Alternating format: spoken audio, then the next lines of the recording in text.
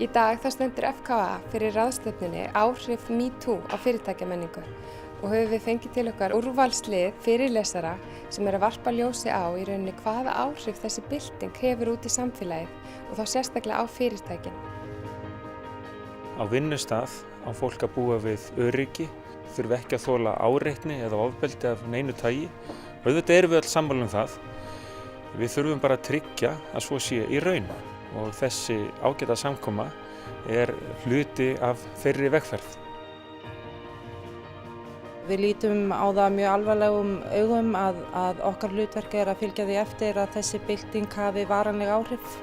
Það er í rauninni að kveða þetta alveg niður í kútinn þannig að bæði konur í atvinnulífinu í dag og í framtíðinni upplifi það ekki sem bara nánast eðlilegan hlut að fara í gegnum að það sé eitthvað til sem heitir kynferðisleg áreitni.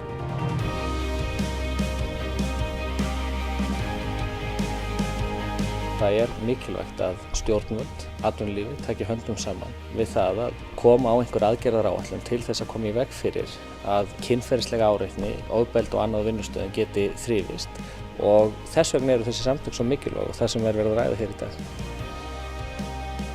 FKA stefnir að því að halda þessari umræðu á lofti og meðal annars þá verður þessi umræða á borði stjórnar út árið þannig að orðum fylgi aðgerðir.